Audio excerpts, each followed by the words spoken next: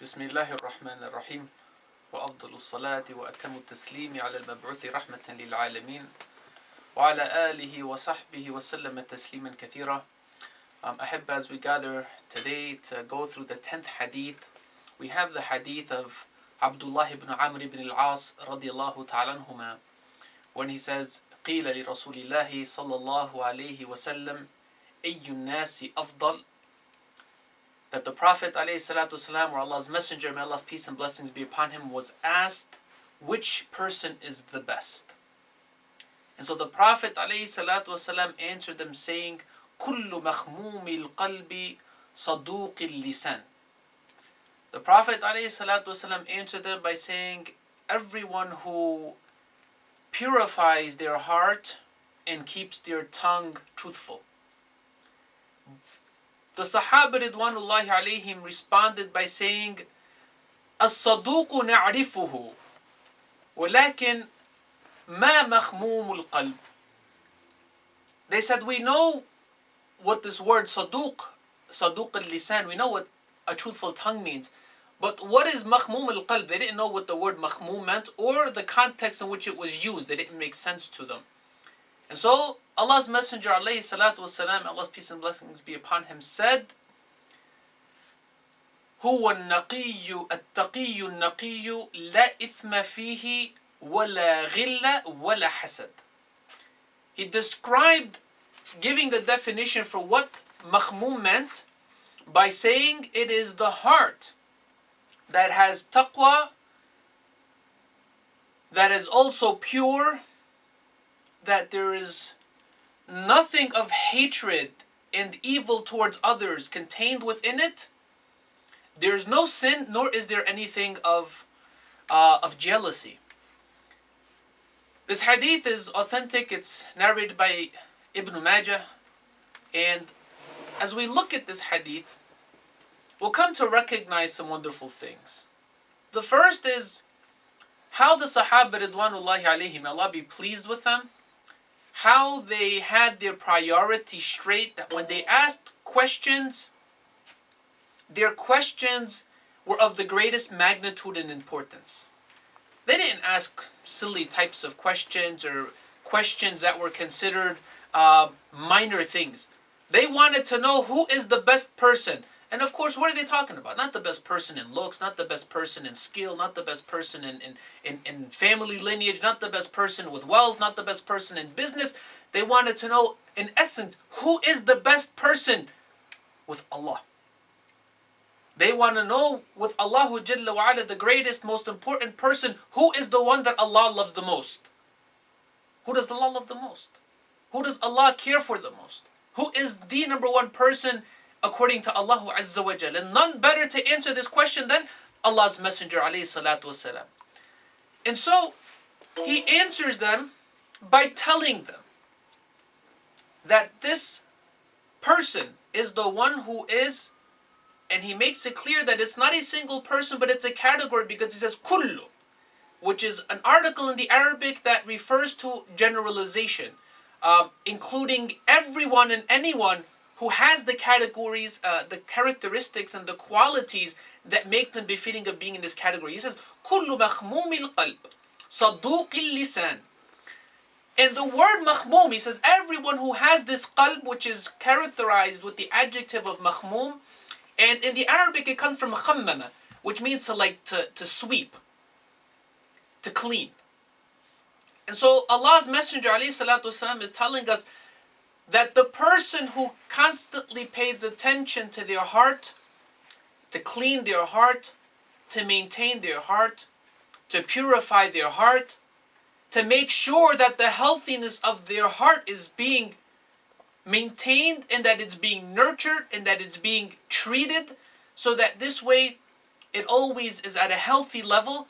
And it's interesting because in the same way that the word makhmoom is talking about a physical sense of a purification, just like anyone can imagine that if there's a physical location of a room or an office space or a masjid or whatever the case may be, that if it's not cleaned and if it's not brushed or swept or vacuumed and things aren't kind of put in their place, and there's also preventive measures to protect, for example, things that are going to pollute or things that are going to stain and dirty it, then it's going to only make the matter worse.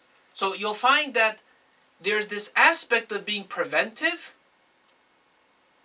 as well as the aspect of dealing with situations as they come. And it's interesting because the Sahaba Ridwanullah alayhim, they didn't understand this word, or they didn't understand the context in which it was in. And they asked the Messenger ﷺ, and from this there's something very important for us to learn. It's to recognize that the companions, the disciples of the Prophet Muhammad sallallahu alaihi wasallam, Allah's peace and blessings be upon him, and Allah be pleased with them, well pleased with them, that they asked questions if there was something about the religion that they did not understand. And this should really help us have peace of mind to realize that there's nothing within the Quran or the authentic Sunnah of the Prophet ﷺ that went by them and they kind of like just went past their heads and said, well, I didn't understand it and that's okay. I don't have any need to question or follow up. Absolutely not. We find that they were the best students of the best teacher ever known to humanity, which meant that if there was a word within the Quran that they came across, that they did not understand it, or they didn't understand the context in which it was given, they questioned the Messenger of Allah. Same thing in the speech of the Prophet ﷺ from his sunnah, that if there was something that took place, something that was said, they asked. So there is no one that should ever assume that the Sahaba, that they were afraid to ask questions, that they remained ignorant on matters because they were embarrassed or shy or because of whatever the case was. Absolutely not. And in this case, we see that the question was asked, and then it says, قَالُوا, they, the gathering of the different disciples that were there, they all asked the Prophet saying, "O Messenger of God, we understand what's meant by saduq al-lisan, but what is it that's meant by makhmum al-qalb? What is it that's meant by this term?" And he describes it, alayhi salatu wasalam, saying, "At-taqiyyu naqi." At-taqi from the taqwa, and in the Arabic literally meaning to guard and to protect. So it's the person who seeks to guard and protect their heart. And it's not really in the sense of the physical heart, because we're talking here about the spiritual heart, that which deals with basically our mind and our soul and our feelings and where our beliefs take place and our thoughts and all of these, our intentions, where all of these things are at the core in the heart. That it's to guard and protect the heart. To guard and protect it such that the beliefs, our belief system is to be kept good, is to be kept based on the pristine teachings of the Quran and Sunnah. And it is to maintain that heart so that this way even the thoughts that can come from within us and from outside of us, so that they do not in any way come and alter us, so that they change us to be anything other than what the Messenger of God ﷺ himself was and what he taught. And a very essential part of this is our intentions. Our intentions, we know that these take place and their location is at the heart. They're not the verbal thing of what perhaps sometimes we may see certain people say things before they pray or whatever the case may be. The heart is where these things take place. And what that means is for the person themselves to be fully aware and conscious of all that they are going to say and all that they are going to do, to make sure that it's for Allah and Allah alone.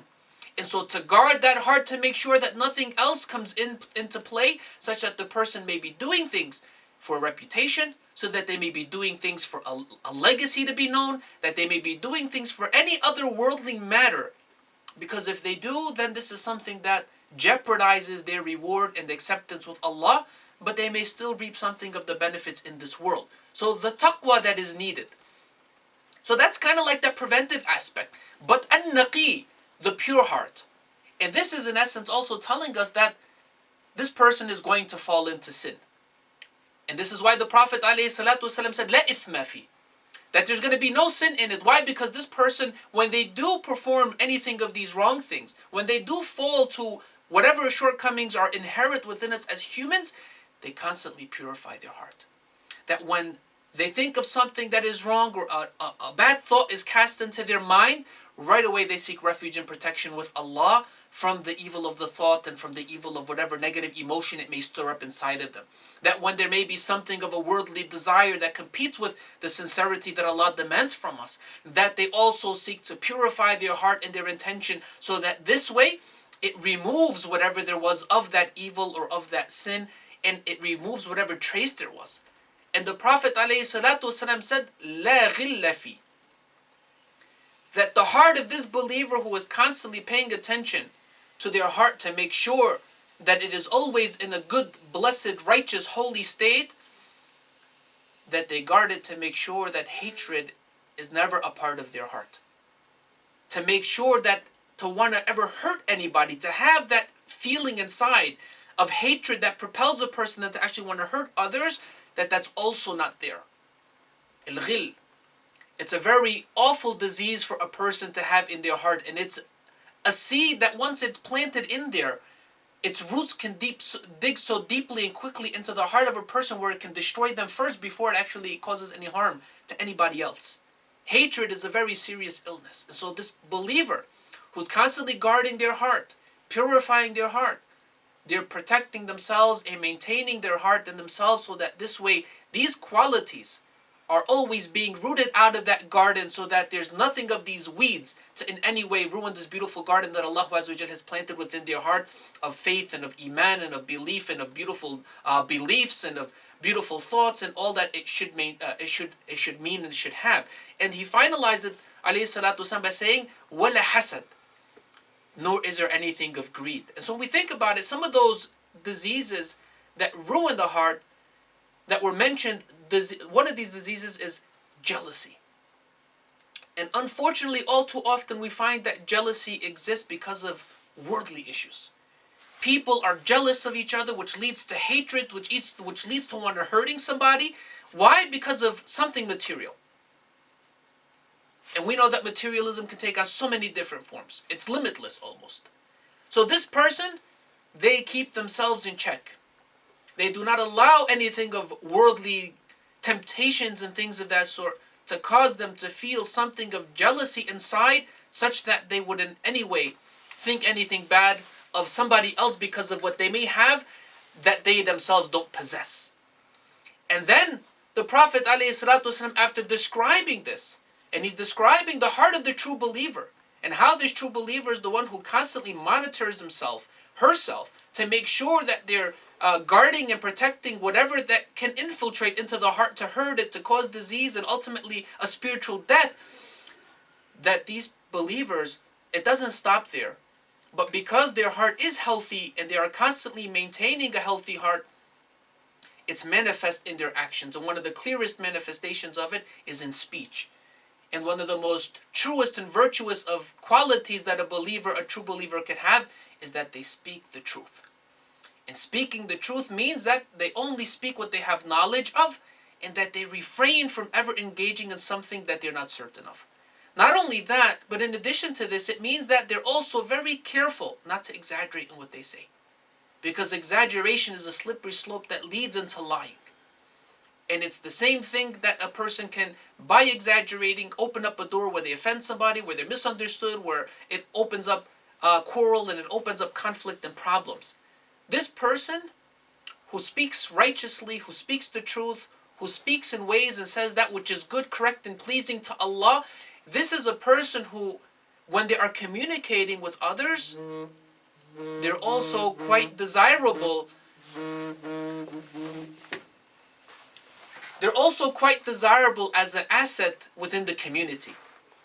In the same way that we know Allah's Messenger Muhammad sallallahu alaihi wasallam was, that he was known as as-sadiqul amin, that people loved him because of that quality of being truthful, and because he was truthful, that he was also in his qualities of how he lived his life, that he was trustworthy, that he was never known to lie, nor to extend the truth, or to play word games and things of that sort, but he was so simple, so genuine, so sincere, that Allah Azza wa Jal blessed him with the final revelation for humanity, and blessed us to be from his ummah, from his people, from his nation. And we ask Allah the Exalted to truly help us to be of his followers, of those that guard their heart and seek to always nourish it with all that is healthy, and to weed out what there may be of illnesses that can harm it and that can harm us both in this world and with Allah in the hereafter, and that he bless us with the sweetest of speech. Allahumma ameen. Wa salli Allahumma wa sallam wa barak ala nabiyyina Muhammad. Jazakumullahu khairan. Wassalamu alaikum wa rahmatullah.